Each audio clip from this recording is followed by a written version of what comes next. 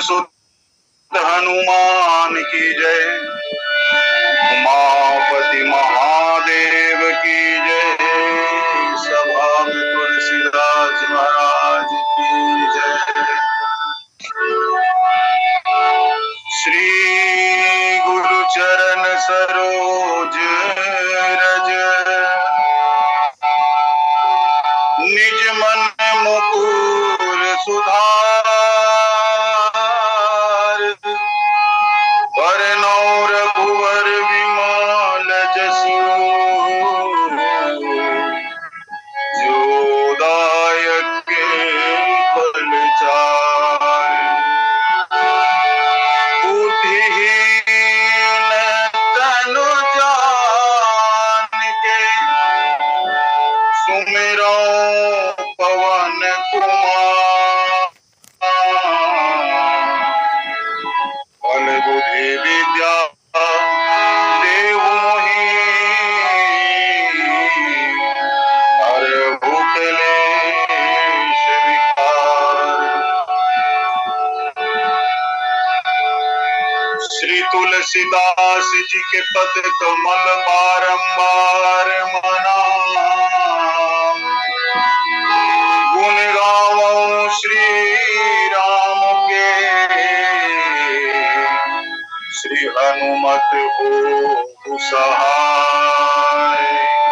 बोलिए श्यावर रामचंद्र भगवान की जय।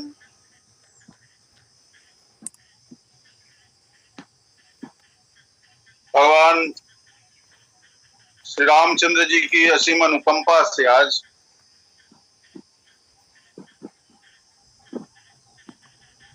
के पहले लिंक में वाणी पवित्र करने के लिए जो मुझे अवसर दिया है, इसे तो उनकी कृपा ही है। और इस लिंक के संयोजक परम धार्मिक और आध्यात्मिक रुचि रखने वाले हमारे पटेल भैया जी, जेएस पटेल जी, उनके सौजन्य से ही यह काम सुलभ हो पाया। वस्तुतः मुझे कल के लिए नियुक्त किया गया था, पर समय नहीं बन पड़ा, इसलिए आज का समय फिर से कुल मिला करके मुझे आप लोगों के बीच में कुछ न कुछ अपने वाणी से प्रस्तुत करने का जो सौभाग्य मिलना था मिल गया। बहुत बहुत साधुवाद देता हूं मैं। आज का जो कथा प्रसंग है, इसको बोलने के पूर्व उन समस्त मानस मर्मज्ञों और मानस रसिकों के चरणों में मेरा बारंबार निवेदन है कि वाणी दोष के लिए मुझे क्षमा करेंगे, क्योंकि जिस प्रसंग पर मुझे बोलना है वह प्रसंग बहुत बार, अनेक बार हो चुका है। अनेक बार किसी न किसी रूप में उन प्रसंगों की आवृत्ति हो चुकी है। आज होगी वह पुनरावृत्ति ही हो। मोह सकल व्याधिन कर मूला तिन्हते पुनि उपजहि बहुसूला, इस प्रसंग पर बोलने के लिए कहा गया है। और इस लिंक में ऐसे ऐसे मानस मर्मज्ञ भी जुड़ते हैं सुनने के लिए। मैं विगत सप्ताह पूरे दिन सुना हूं, जो स्वयं शोध ग्रंथ लिखने वाले हैं, मानस के भावों को लेखनीबद्ध करने वाले लोग हैं, और जो प्रकांड विद्वान हैं, ऐसे लोग समुपस्थित रहते हैं। उस दिन आदरणीय चिंता सेन भैया भी यही बात बोल रहे थे कि मैं जिनसे पूछता हूँ, जिनसे मैं सलाह मार्गदर्शन लेता हूँ, वही लोग श्रोता के रूप में रहते हैं, तो बोलने में असहजता होती है। ठीक है, उसी प्रकार की स्थिति मेरे भी मन में है। तो मैं प्रारंभ में से ही आप सबके चरणारविंद में क्षमा निवेदन चाहता हूँ। और कहा भी गया है, इसलिए थोड़ी हिम्मत हो जाती है कि गिरते हैं सहसवार ही मैदाने जंग में। गिरते हैं सहसवार ही मैदाने जंग में, अरे वो क्या गिरे जो घुटनों के बल चल। इसलिए भाई कुछ चलने का प्रयास कर रहा हूँ। अच्छा, लिंक में बोलना इसलिए और दुष्कर कार्य है कि यहाँ बोलने वाले बस रहता है, और सुनने वाले तो दूर दूर जहाँ अपने स्थानों पर बैठे हुए हैं। हम मंचों पर बोलने के अभ्यस्त है, वहां कुछ गलती हो रही होती है तो हमारे सामने वाले लोग हमारे छूटी हुई चौपाई को पूरा कर देते हैं, तो थोड़ी सरलता हो जाती है। पर जैसे भी हो, मोह सकल व्याधिन कर मूला तिन्हते पुनि उपजहि बहुसूला। ये मोह है क्या चीज? मोह व्याधियों का जड़ कहा गया है, मूल कहा गया है। और जब मोह हो जाता है किसी व्यक्ति के जीवन में या उसके मन में, उसके जीवन में जब मोह का आगमन होता है तो बहुत सारी बुराइयां खुद ब खुद यानी स्वतः ही चली आती है। इसीलिए गोसाई तुलसीदास जी ने गरुड़ जी के प्रसंग में कहा कि मोह सकल व्याधि कर भूला। तो ये जानने का प्रयास करें कि आखिर ये मोह क्या चीज है।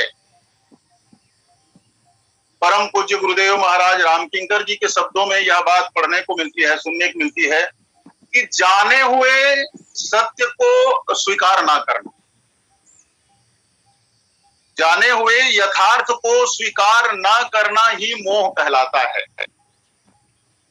मतलब किसी वस्तु के बारे में हमें जानकारी, उस वस्तु ऐसा है यह मानने के लिए हम बाध्य नहीं होते हैं, तब हमारे जीवन का आगमन हुआ, ऐसा कहा जाता है। और ये जो मोह है यही समस्त प्रकार के व्याधियों का मूल है। इसी से शारीरिक रोग होता है और इसी से मानसिक रोग। मानसिक रोग कहने का मतलब आजकल के जो डॉक्टर साइकोलॉजिस्ट जो इलाज करते हैं मनोरोग, ऐसा नहीं है। साइकोलॉजिस्ट लोग मनोरोग, आजकल के जो भौतिक जीवन में हम देख रहे हो जो मनोरोग चिकित्सक होते हैं वो अपने हिसाब से हैंडल करके केस को ठीक करते हैं, रोगी को आराम कराते हैं। पर यहाँ पर मानस रोग के संदर्भ में बात कही जाए तो यहाँ काम है, क्रोध है, लोभ है, ईर्ष्या है, दंभ है, अभिमान है, अहंकार है, ममता है। तो ये सब रोग उनके द्वारा दूर किया जा सके ऐसी बात नहीं है। इनको दूर करने के लिए सत्संग की आवश्यकता होती है, गुरु के चरणों की या गुरु के शरण की आवश्यकता होती है, प्रभु की कृपा की आवश्यकता होती है। तो मोह से ही शारीरिक व्याधि। कैसे शारीरिक व्याधि? शारीरिक व्याधि का मतलब होता है कि किसी को जैसे किसी को अतिसार हो जाना, डायरिया हो जाना, ये होता क्यों है? मोह के कारण होता है कहते हैं संतों ने। तो मोह क्या इसमें कारक हो सकता है? भाई किसी को डायरिया हो गया, पतला दस्त हो गया, तो इसमें मोह क्या करेगा? इसमें जरूर करता है। ये मोह के अंतर्गत एक और तथ्य आता है जिसको बोलते हैं प्रज्ञा अपराध।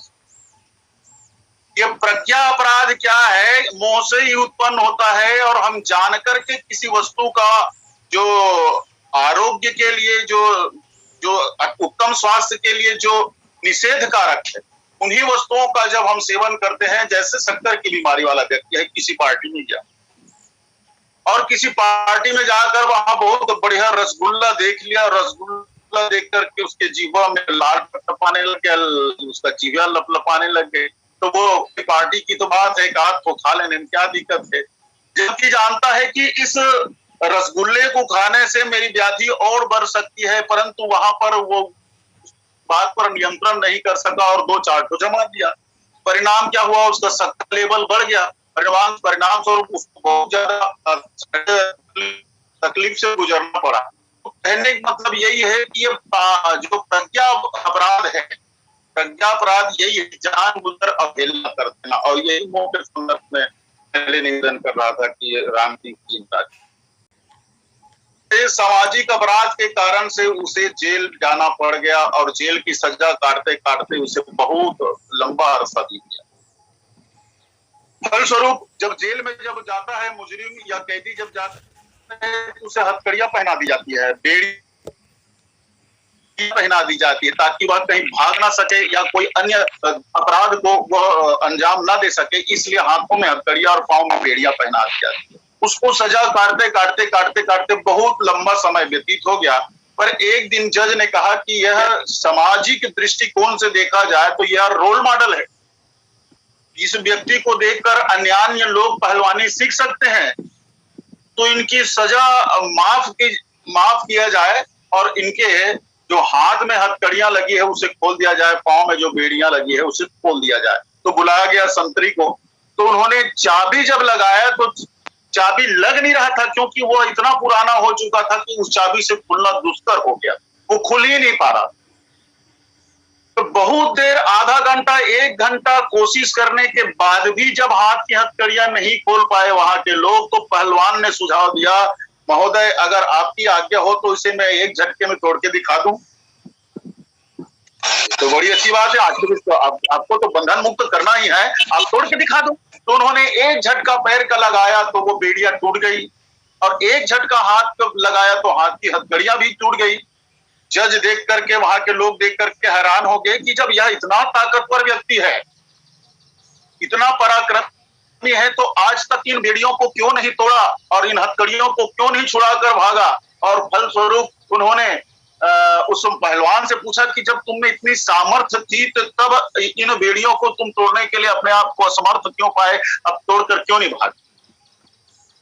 तब उस पहलवान ने बहुत अच्छी बात कही, महाराज साहब, मैं तोड़ तो सकता था उस समय भी जैसे अभी तोड़ा हूं, पर मुझे भय इस बात का था, इस बात की भय थी मुझे, मेरे तोड़कर भाग जाने से मेरा जो अपराध है वह द्विगुणित हो जाता, मुझे बहुत और कठोर सजा मिलती। फलस्वरूप मेरे परिवार वाले पाई पाई के लिए मोहताज हो जाता, बच्चों की शादी करनी है, उनकी पढ़ाई करना है, अमुक कार्य करना है, ये कार्य करना है। इस उदाहरण को रखने के पीछे मेरा यह है कि पहलवान यह जानता है कि वह 10 साल से जेल में है। 10 साल से जब जेल में है तो उनके परिवार का देख रेख करने वाला कोई ना कोई तो होगा, है ना भाई। यहाँ पहलवान जब जेल में है, कैद खाने में है, तो यहां से रहकर वो अपने परिवार के लिए क्या भूमिका संपन्न कर पा रहा है, नहीं कर पा रहा है।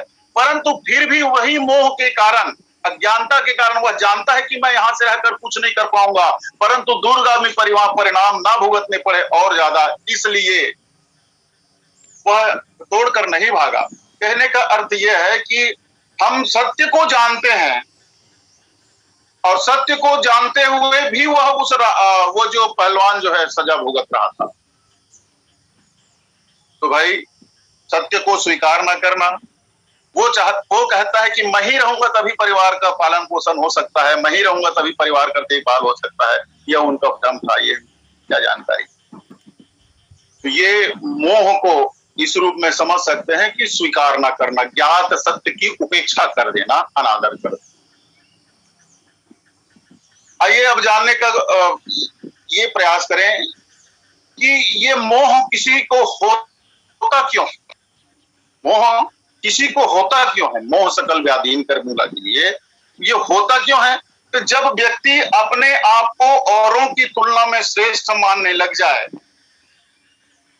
कि इस काम को करने में मेरा बहुत बड़ा योगदान है, मैं नहीं होता तो ये काम कौन कर लेता, मैंने अपनी विशेषता खुद अपने मन में जागृत कर लेना, औरों से अपने को श्रेष्ठ बताना, औरों से अपने को श्रेष्ठ समझने लग जाना, फिर यही से मोह की उत्पत्ति शुरू हो जाती है। चाहे वो किसी भी श्रेणी का हो, चाहे जाति के संबंध, मुझसे बड़ी जाति कोई नहीं है, मुझसे बड़ा ज्ञाता कोई नहीं है, मैं अमुक धर्म का पालन करता हूँ, मैं ऐसा करता हूँ, मेरे पास इतना पैसा है, मेरा इतना नाम है, यहीं से फिर मोह की उत्पत्ति शुरू हो जाती है।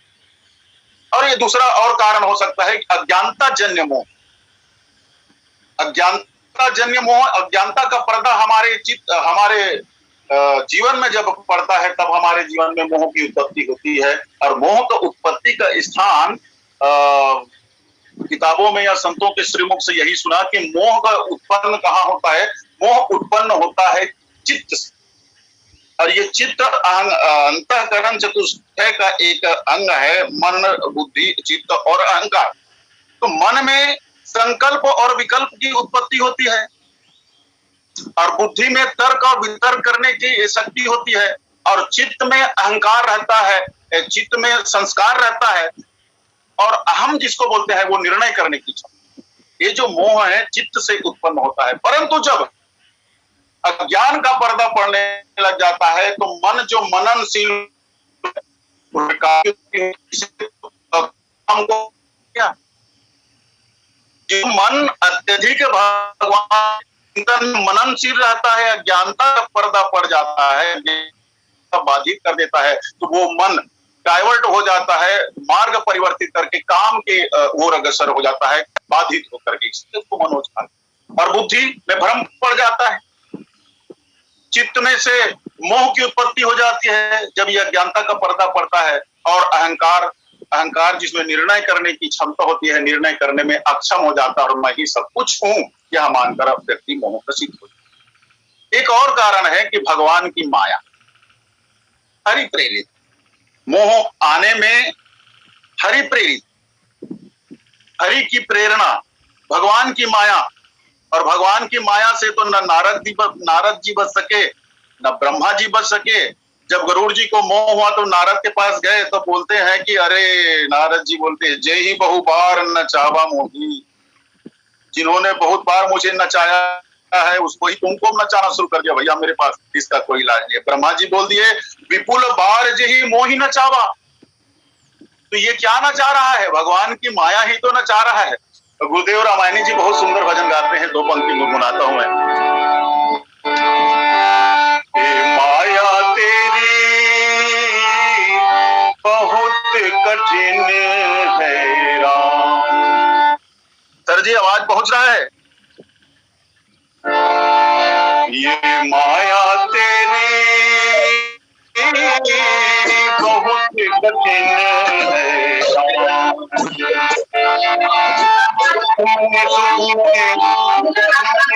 दिखलावे, दुख में सुख दिखलावे, बड़ो बड़ो माया तेरी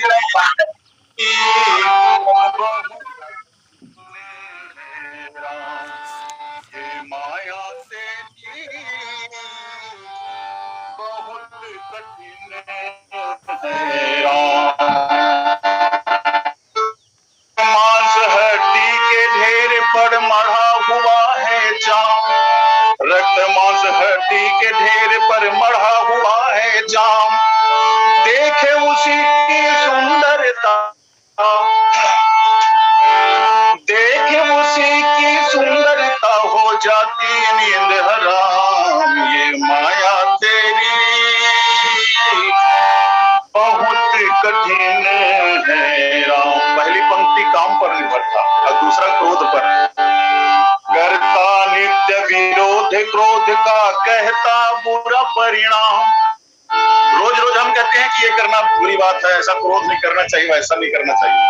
कहता नित्य विरोध क्रोध का, कहता बुरा परिणाम, होता क्रोधित स्वयं तो होती, होता क्रोधित स्वयं तो होती, पानी बिना लगा। ये माया तेरी बहुत कठिन है राम। ये माया तेरी तत्काल के समय मृत्यु देखता है औरों की रोज सवेरे शाम, मृत्यु देखता है औरों की रोज सवेरे शाम, हवन बनाता ऐसे जैसे हरदम यही मुकाम। ये माया तेरी बहुत कठिन है राम। ये माया तेरी बहुत कठिन है राम। तो भगवान की प्रेरणा से भी जीव जो है वह मोहग्रस्त हो जाता है। और संभवतः इस लिंक में बड़े गुरुजी भी जुड़े होंगे, उनका किताब मैं पढ़ रहा था, उनमें मोह की 3 श्रेणियां बताई गई। आपने अपनी किताब में, प्रणाम करता हूं, जुड़े होंगे तो 3 श्रेणियां हैं। ये पहला कहा उन्होंने मोह, और दूसरा विमोह, और तीसरा महामोह। तो मोह के अंतर्गत निज भ्रम, अज्ञानी, अज्ञानता और जो विकार है वो मोह। भ्रम प्रभु पर मोह धरहि, स्वयं तो मोहग्रस्त होता है परंतु आरोप प्रभु के ऊपर लगा देता है। व्यक्ति की यही दुर्गुण है। एक पंक्ति मुझे याद आती है, इंसान जब गिरता है तो पत्थर को दोष देता है। रास्ते में कोई जा रहा है, पत्थर में पैर टकरा गया, पत्थर से टकरा गया और गिर गया, तो दोष अपने ऊपर नहीं, उस पत्थर के ऊपर, अरे ये पत्थर आ गया और बीच में नहीं गिर। इंसान जब गिरता है तो पत्थर को दोष देता है, इंसान जब डूबता है तो समंदर पे दोष देता है। इंसान भी कितना अजीब है, जब कुछ कर नहीं पाता तो ईश्वर को दोष देता है, जब कुछ कर नहीं पाता तो ईश्वर को दोष देता है। ये इंसान की फितरत है। और दूसरा उन्होंने कहा शंकर जी के अनुसार से, ये विमोह, विमोह सती प्रसंग। रघुपति चरित जानहि परम सुजान, हे मति मंद विमोह बस, हृदय धरहि कछुआन। ये विमोह विशेष प्रकार का मतिमंद के लिए, जो भगवान को कुछ और सोच लेते हैं। महामोह गरुड़ जी के संबंध में जो महापुरुष होते हैं, महाज्ञानी होते हैं, उनके लिए महामोह, महामोह उपजाऊ थोरे, और मिटहि न बेगी कहे खदमोरे। तो इस प्रकार से माया क्या है, मोह क्या है, उसको जानने का प्रयास किया हमने। मोह की उत्पत्ति कहाँ होती है और मोह की श्रेणियां, मोह क्यों होता है। और आइए देखते हैं कि रामचरितमानस में विभिन्न पात्रों को मोह हुआ, जिसकी चर्चा विशेष सप्ताह नारद जी के प्रसंग के रूप में हमारे सामने आया था, गरुड़ जी महाराज के रूप में सामने आया था। और ये जो मोह है, ये समस्त रोगों का जड़ तो है ही मोह। मोह सकल व्याधि कर मूला, उसी के पुनरावृत्ति होगी ऐसा नहीं सोचना है, ना आप लोग सोचेंगे नहीं। मैं जब चरौदा में रहा करता था तो वहां पर गोष्ठियां होती थी, तो कभी कभी 4 महीने में एक आध बार जाने का अवसर मिल जाता था। तो ऐसे ऐसे उद्भट विद्वान है वहां पर, बोलने वाले भी और सुनने वाले, परंतु श्रोता को इस हिसाब से सुनते हैं कि हम पहली बार सुन रहे हैं उनको, या इस कथा को पहली बार सुन रहे हैं, या इस प्रसंग को पहली बार हम अपने सामने पा रहे हैं। इस प्रकार की दिलचस्पी से, इस प्रकार के मनोभाव से और लगन से, समर्पण से सुनते हैं, और ऐसी होना चाहिए। भरे हुए पात्र को और नहीं भरा जा सकता, मैंने वही देखा। और तब से मानस के प्रति मेरा लगाव और बढ़ते गया। मैं मानस से पहले नहीं जुड़ा हुआ था, एक साधारण कहीं आने जाने छोटा सा कलाकार था जो हारमोनियम बजाता, परंतु आप सबकी कृपा से, प्रभु आपकी कृपा से सब काम हो रहा है, धीरे धीरे हो रहा है। वो तो बाद में ये जो श्रवण कुट है, जो सुनने के लिए आतुर है कि मैंने क्या बोला, वो आखिरी के समय में बताया जाएगा कि हम क्या बोले हैं, क्या नहीं बोले हैं, और कितना हम कितनी गहराई में, वो तो समीक्षा में कही जाएगी। आइए जानते हैं रामचरितमानस में मोह। सती जी ये जानती थी कि जिनके साथ में कथा श्रवण करने जा रही वो मेरे पति हैं, और रचि महेश निज मानस राखा, पाई सुसमो सिवा संता का, मानस के स्वयं रचयिता। और तुम त्रिभुवन गुरु वेद बखाना, वेद भी बखानते हैं कि तुम तीनों भुवनों के गुरुजी हो, और गुरु की आज्ञा का पालन करना प्रत्येक शिष्य का धर्म होता है। और यहाँ पर शिष्य कौन है, माता सती है, गुरु कौन है, भगवान शंकर है। एक प्रकार से पत्नी अपने आप को शिष्य मान लेना चाहिए, पत्नी को अपने आप को शिष्य मान लेना चाहिए पति के सम्मुख। हालांकि सीखना सिखाना, एक दूसरों के ऊपर, एक दूसरे के ऊपर निर्भरता होनी चाहिए, तभी दाम्पत्य जीवन की गाड़ी चलती है। तभी तो भगवान रामचंद्र जी ने कह दिया बाली को, अरे नारी अमन कर न कहना, मूड तो ही अतिशय अभिमाना। तो उन्होंने कह दिया बाली ने कि मैं नारी की शिक्षा क्यों ग्रहण करूं, नारी की बात को मान करके मैं अपना मान मर्दन करवाऊं।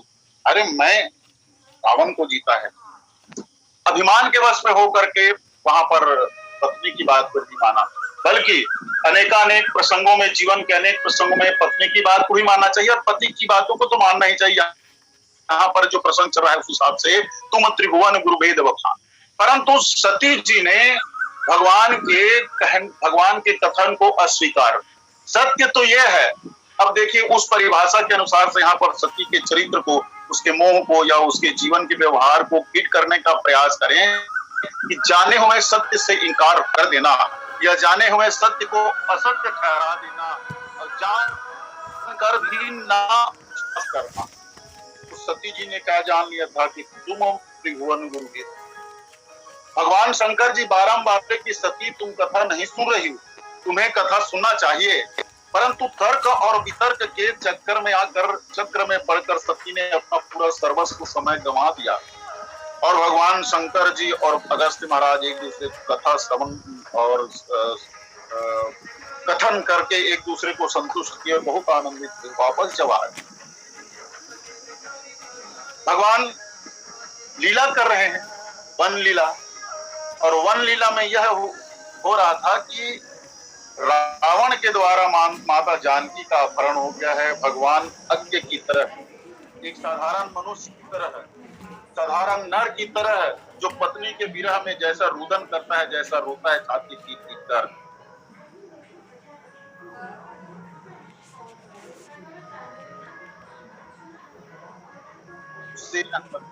भगवान शंकर उनके रुदन को देख करके हंसने लगे। व्यवहार में हम देखें, अगर कोई व्यक्ति रो रहा है, उसके रुदन को देखकर, उसके दुख को देखकर हमारे मन चरित्रहीन कह देंगे कि एक ऐसा है कि इसके दुख में सुख मना रहा है, या ताली पीट कर नाच रहा है, गा रहा है, हंस रहा है। लेकिन भगवान शंकर ने नहीं, क्या भगवान रो रहे हैं क्या?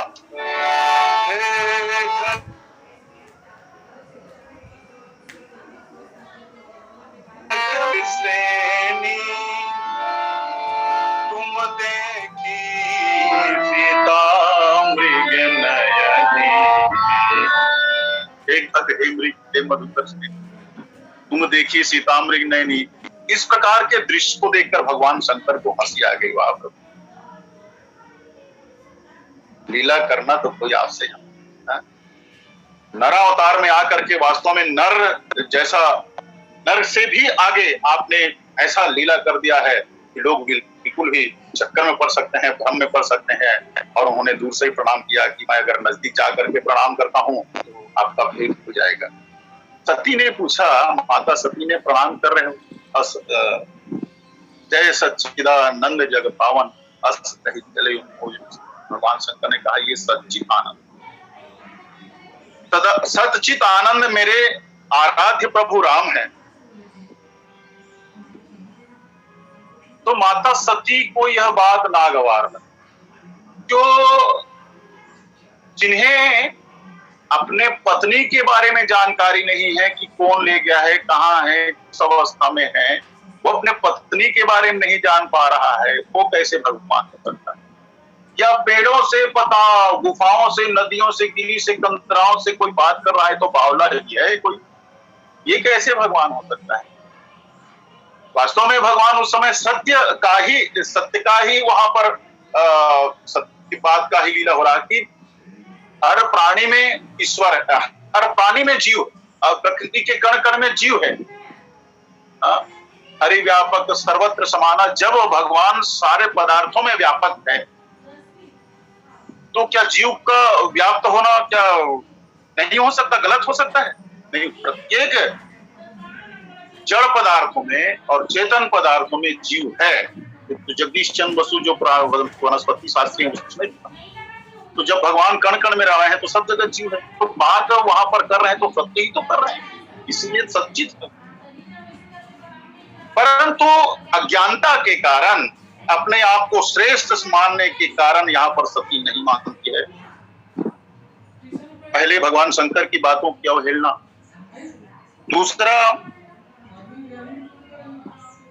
दूसरा ये कि मैं एक ही शर्त पर इसे भगवान करार दूं, भगवान मान। कौन सा शर्त? कि जब मैं इनकी परीक्षा लेकर के देख लूं तभी मैं इनको भगवान मान सकती हूं, मानूंगी नहीं। मेरी परीक्षा में अगर पास हो गए तब मैं इनको ईश्वर का दर्जा दे सकती हूं। तो भगवान ने कहा कि भगवान को परीक्षा लेके मत देखो, भगवान परीक्षा का कोई विषय नहीं है, परीक्षा की कोई वस्तु नहीं, मैं परीक्षा लूंगा, लेना है तो ले जाओ परीक्षा। अब माता सती ने परीक्षा लेने की बात मन में बिठा लिया और आनंद फानंद में वहां पर जाकर बिना कोई तैयारी किए, भाई देखो परीक्षा लेने वाला जो परीक्षक होता है ना वो तैयारी करता है। गुरुजी लोग सुन रहे होंगे, जब हमको वार्षिक परीक्षा लेना है तो अति लघु उत्तरीय प्रश्न कितना आना है, लघुत्तरी कितना न है, दीर्घोत्तरी कितना न है, ये सिलेबस ऐसा आवंटित होता है, परंतु ऐसी तैयारी माता सती के पास नहीं थी। आनंद फानंद में क्या करती, वो सती से माता सीता का रूप धारण करती है और भगवान राम और लक्ष्मण जिधर रुदन करते हुए, नर लीला करते हुए अग्नि की भांति जा रहे थे, उनके सामने सामने सामने सामने जा रहे, ताकि सती को लगे कि ओ सीता, तुमको हमने कहाँ नहीं ढूंढा, तुम यहाँ हमारे सामने सामने जा रही हो। इस प्रकार आके मुझे आलिंगन या बाहुपास में बांध लेंगे, आलिंगन कर लेंगे, तब फिर इनका मेरे सामने खुल जाएगा कि ये कोई भगवान नहीं है, मनुष्य है, नर है, मैं समझ जाऊंगा। अगर नहीं जाने तब परिणाम की चिंता नहीं हुई, सिर्फ क्योंकि उनके मन में यही बात घर कर गई थी कि ये भगवान नहीं है, ईश्वर का उनको बोध ही नहीं था उनको। तब भगवान देखते हैं कि आगे आगे माता सती सीता का रूप धारण करके जा रही है, तो उन्होंने एक ही शब्द पूछा, माता आप आज अकेले अकेले कैसे इस बेहद जंगल में घूम रही, मेरे प्रभु भूत भावन भोलेनाथ कहाँ है। बस इतना कहना था, माता सती पसीने से तरबतर हो गई कि मेरी गलती है। संत लोग कहते हैं कि हाँ, माता सती को चलने नहीं आया। चलने नहीं आया का मतलब कहाँ चलना चाहिए, अगर वो बीच में चलती तो एक बार सुटेबल रहता, समुपयुक्त रहता, परंतु यहाँ चलने का मतलब हमारे यहाँ छत्तीसगढ़ के लइका लइका मन जानते हैं, आगू आगू राम चलत है, पाछू में लक्ष्मण भाई, पाछू में लक्ष्मण भाई रे भैया, पाछू में लक्ष्मण भाई। मांझ मंझोलन सिया जानकी, मांझ मंझोलन सिया जानकी, चित्रकूट पर जाई हो जानकी लवई गे, 14 बरस वनवासी हुमाय, जानकी लवई गे 14 बरस वनवासी हुमाय। आगू आगू राम चलत है, आगे आगे श्री राम जी का चलने का स्थान है। सानुज सिय समेत प्रभु राजत परन कुटीर, भगति ज्ञान वैराग्य जनु सोहत धरे शरीर। भगवान राम आगे आगे चलते हैं और पीछे पीछे भाई लखनलाल जी महाराज चलते हैं, और बीच में माता जानकी का स्थान होना चाहिए, स्थान रहता है, परंतु माता सती अज्ञानता के कारण या आनंद फानंद में अपने जगह का चुनाव नहीं कर पाई और अपनी जगह। अभी ये सती जी को मोह हो गया, इसलिए इस प्रकार तो सबसे पहले क्या किया उन्होंने, अपने आप को श्रेष्ठ कि मैं बुद्धिमान हूं, दक्ष की बेटी हूं, माने मुझमें भी दक्षता है। श्री बात त्रुम त्रिभुवन गुरु वैद्य बखाना, जो गुरु है, संसार भर के गुरु है, उनकी बातों की अवहेलना, पति के वचनों पर अविश्वास। अब देखिए अगला क्या होगा, उनकी गलती। वापस जब आती है माता सती भगवान शंकर के पास, तो भगवान शंकर ने पूछा, क्यों सती परीक्षा लेके देखिए मेरे प्रभु का। नहीं, कछु न परीक्षा ली न गोसाई ने कुछ ही परीक्षा। तब कहा है कि उधर गई थी, अरे किन्ह प्रणाम तुम्हारे नहीं, मैं आप ही के समान प्रणाम करने गई थी।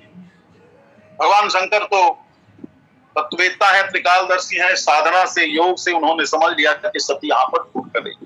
एक तो पति के वचनों पर अविश्वास और झूठ, असत्य संभाषण, और दूसरी बात कि मेरे आराध्या माता सीता का तुमने रूप धारण कर लिया, अब तुम्हारा हमारा निवाह नहीं हो सकता। इसलिए मन ही मन भगवान शंकर तो ये मोहग्रस्त क्यों कर हुई, जैसे हमने परिभाषा, जाने हुए सत्य से इनकार कर देना, ज्ञात सत्य की उपेक्षा कर देना, इसके कारण में सती को मोह। और अपने कुसंस्कार का यहाँ पर हवाला, मुझसे समझदार कोई नहीं, और गुरु की बातों की अवहेलना, ये सब के कारण, और अंत में उनका ऐसा दुखद परिणाम हुआ कि राजा दक्ष के सभा में जाकर योग अग्नि से तन को स्वाहा करना पड़ गया। तो ये मोह सकल व्याधि निकर मूला, तिन्हते बहु उपजहि बहुसूला। मोह समस्त व्याधियों की जड़ है, इसके कारण बहुत सारे सूल होते। और पिछले दिनों चर्चा चल रही थी नारद जी महाराज की, उन पर मैं नहीं जा रहा हूं, जिसको नहीं सुना हूं उसी को बोलने का प्रयास करता हूं। रावण को तो सीधा सीधा मोह का मूर्तिमान मोह कहा, रावण को मूर्तिमान मोह कहा। मोह दस मौलि तद्धात अहंकार काम तद्धात अहंकार आकार जित काम विश्राम। रावण मोह है, और मोह जहां है वहां समस्त व्याधियां, और मोह के कुटुंब परिवार क्या क्या है? काम, क्रोध, मद, लोभ, मोह, मत्सर, दम, छल, कपट आदि। अब रावण को मूर्तिमान मोह कहना है, तो मोह जहां होगा ये बाकी तो आएंगे ही आएंगे। इसीलिए अहंकार के रूप में कौन है? कर्ण जी। और काम के रूप में मेघनाथ, वासना के रूप में शूर्पणखा, अतिकाय, महोदर, अकंपन आदि। तो हम देखें कि रावण किस सत्य से अवगत हो गया था और क्या चीज नहीं माना, तब हम उसको मोह ग्रसित या मोह कहेंगे, क्योंकि परिभाषा तो वही ना, मैं परिभाषा के आधार पर चल रहा हूं। जानकर अनजान बन जाना। तो रावण क्या जान गया? जब लखनलाल जी महाराज ने नाक कान काट उनका विरूपीकरण कर दिया, तो सबसे पहले खरदूषण के पास, और खरदूषण से वार्तालाप करके, माने गलत सलत उस घटना को लाग लपेट करके मिर्च मसाला डाल के प्रस्तुत कर देने के कारण खरदूषण आकर के 14,000 सैनिक मारा। रावण को जब यह बात याद हुआ, तब मन ही मन वह सोचने लगता है रात्रि में विश्राम के समय, क्या खरदूषण मोहि समो बलवंता, तिन्हि को मारे बिन भगवंता। खर और दूषण तो मेरे समान ताकतवर थे, मोहि सम बलवंता, मेरे समान बलवान थे, और भगवान के अलावा उसे उन्हें कोई नहीं मार सकता। ये सत्य, इस सत्य, और वह प्रकांड विद्वान थे। 6 शास्त्र 4 वेद जिनको कंठस्थ थे, और हम सब जानते हैं कि शिव तांडव स्रोत के रचयिता भी रावण है, जटाटवी गलत जल। तो ऐसे व्यक्तियों को भी मोह हो सकता है। और भाई वास्तव में देखा जाए तो रामचरितमानस में जो